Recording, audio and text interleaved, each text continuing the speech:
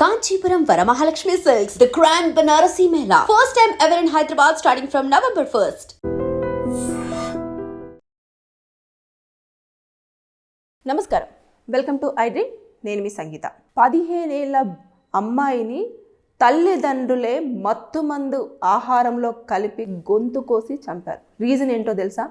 కేవలం అబ్బాయిలతో మాట్లాడుతుంది అన్న ఒక్క కారణంగా స్వంత కూతుర్నే హతమార్చారు తల్లిదండ్రులు. ఒక్కసారి వివరాల్లోకి వెళ్తే ఉత్తరప్రదేశ్లోని ప్రయాగ్రాజ్లో ఈ సంఘటన చోటు చేసుకుంది.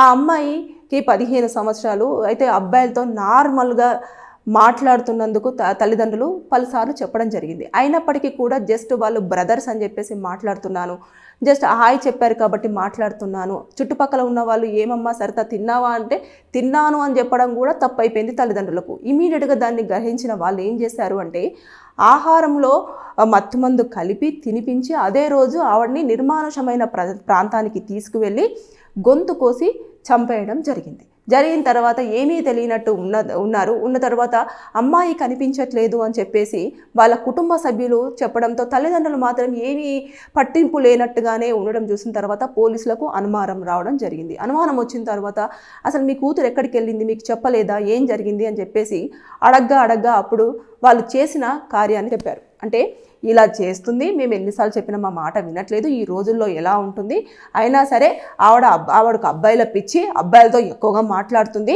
అనే కారణంతో మేము అసలు లేకుండా చేసేసుకున్నాం, మాకు అవసరం లేదు నా కూతురు అని చెప్పేసి వాళ్ళు చెప్పారు. ఇమీడియట్గా పోలీసులు వారిని అదుపులోకి తీసుకున్నారు, ఎఫ్ఐఆర్ ఫైల్ చేశారు. వారు మర్డర్ కేసులో ఇన్వాల్వ్ అయ్యారు కాబట్టి మర్డర్ కేసు వాళ్ళకు ఆ సెక్షన్ అట్రాక్ట్ అయ్యింది. 7 సంవత్సరాల వరకు జైల్లో ఉండడం అనేది కామన్గా జరుగుతూ వస్తుంది. కాకపోతే ఇక్కడ తల్లిదండ్రులు ఒకటి తెలుసుకోవాల్సింది ఏంటంటే కేవలం మాట్లాడినంత మాత్రానే వారి మధ్యలో ఏదో ఉంది అని చెప్పేసి ఊహించుకోకూడదు.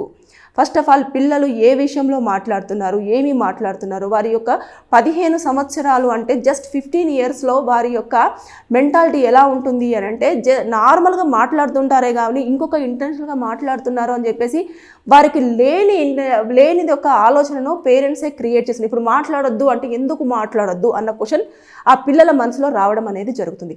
దానివల్ల జరగకూడని కొన్ని కూడా జరిగిపోయే అవకాశాలు ఉంటాయి. అక్కడ ఆవిడ ఏమీ తప్పు చేసింది లేదు. మొత్తం మేము పోలీసులు ఎంక్వైరీ చేస్తే అసలు ఏ అబ్బాయితో కూడా ఆవిడకు రిలేషన్షిప్ లేదు, అదేవిధంగా ఎక్కడ కూడా ఎవరిని ఒంటరిగా కలవలేదు, ఏమీ చేయలేదు. జస్ట్ అందరినీ బ్రదర్ అని మాట్లాడడమే, అందరితో నార్మల్గా మాట్లాడడం, అందరితో కూడా ఈక్వల్గానే మాట్లాడుతూ వచ్చిందే తప్పించి ఆవిడ ఎక్కడా కూడా పాప తప్పు పని చేసిందన్నట్టుగా పోలీసు యొక్క ఎంక్వైరీలో రావడం అనేది జరగలేదు. కాబట్టి తల్లిదండ్రులు ఇక్కడ కేవలం వారు చెప్పిన మాట వినలేదు, అబ్బాయిలతో కంటిన్యూగా మాట్లాడుతుంది అన్న కారణంతో అన్న నెపంతో ఆ సొంత కూతుర్ని తల్లిదండ్రులన్న పదాన్ని మర్చిపోయి మరీ విచక్షణారహితంగా గొంతు కోసి మరీ నిర్మానుషమైన ప్రదేశంలో చంపి పడేశారు.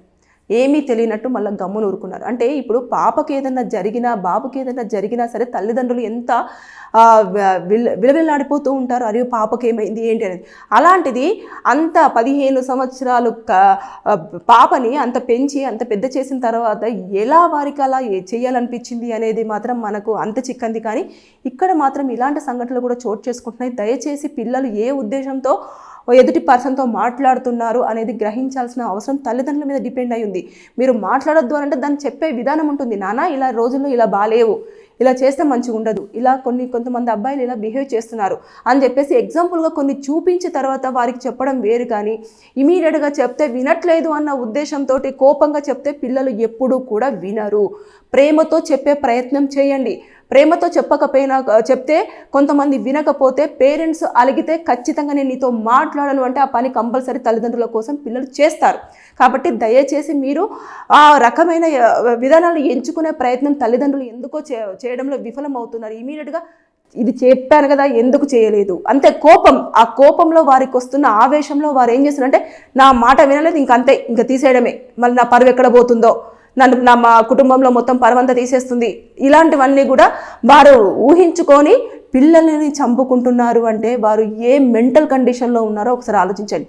సొసైటీ అనే పదము మనకు ఎంత అవసరమో తెలుసు, కానీ ఆ సొసైటీ పరంగా మనం ఆలోచిస్తూనే పిల్లల్ని పెంచే విధానం అనేది ఒకటి ఉంటుంది, పిల్లలకు చెప్పే విధానం ఒకటి ఉంటుంది, పిల్లల్ని నచ్చజెప్పే అంటే వారిని బుజ్జగించే విధానం ఒకటి ఉంటుంది. అంతేగాని ఇలా చంపేయడం అనేది నాకు నిజంగానే చాలా బాధ వేసింది. 15 సంవత్సరాల అమ్మాయి కేవలం అబ్బాయిలతో మాట్లాడుతుంది అని అంటే ఆవిడ ఫోన్ చెక్ చేయాల్సింది, ఆ ఫోన్లో కూడా పాపం ఏం లేవంట. పోలీసులు అంతా చెక్ చేశారు. ఎవరికైనా కాల్ చేస్తుందా అంటే కాల్ కూడా ఎవరికి చేసి పర్సనల్గా మాట్లాడుతున్న సందర్భాలు కూడా లేవు.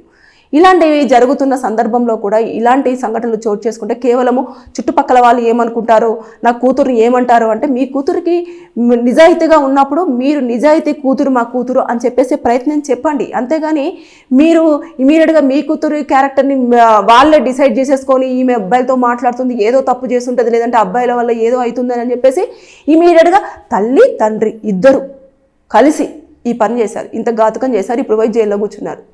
ఏమొచ్చింది వాళ్ళకి?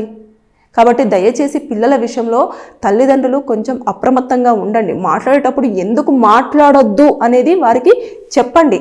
సొసైటీలో చాలా జరుగుతున్నాయి, చూపించండి. ఇలా జరుగుతుంది నాన్న, ఇలా అవుతుంది, నాకు భయం, కాబట్టి మనకెవరు వద్దు, లేదంటే మనం ఇలా మాట్లాడొద్దు, నీకు ఏదైనా కావాలి అంటే నన్ను అడుగు, నేను చెప్తాను అని చెప్పేసి అనే ప్రయత్నం చేయండి. లేదంటే వారు మాట్లాడుతున్న వారు ఎలాంటి వాళ్ళు అనేది తెలుసుకునే ప్రయత్నం చేస్తే వారు అన్ని రకాలుగా సేఫ్ ఉన్నారు అనుకున్నప్పుడు వదిలేయండి. అంతేకాని ఇలాంటి దారుణమైన నిర్ణయాలు తీసేసుకొని పిల్లల్ని భూమి మీద లేకుండా చేసి ఇంత ఘాతుకానికి మాత్రము అక్కడ తల్లిదండ్రులు పాల్పడడం నిజంగా చాలా హృదయ విదారకం. సో ఇలాంటివన్నీ కూడా జరుగుతున్నాయి. కాబట్టి పిల్లల విషయంలో మాత్రం తల్లిదండ్రులు ఏం జరుగుతుంది అనేది ఎప్పటికప్పుడు తెలుసుకోవడం కరెక్టే. కానీ తెలుసుకున్న తర్వాత దాన్ని పిల్లలకు ఎలా నచ్చజెప్పాలనే దాన్ని కూడా కొంచెం అప్లికేబుల్ చేస్తే అన్ని రకాలుగా పిల్లలు సేఫ్, తల్లిదండ్రులు సేఫ్, సొసైటీ కూడా మీ గురించి చాలా మంచిగానే అనుకునే ఛాన్సెస్ ఉంటాయి. సో బీ కేర్ఫుల్, జాగ్రత్త. Thank you. And for more videos, Please subscribe to iDream. Please subscribe to iDream. Please subscribe iDream. And please subscribe to iDream.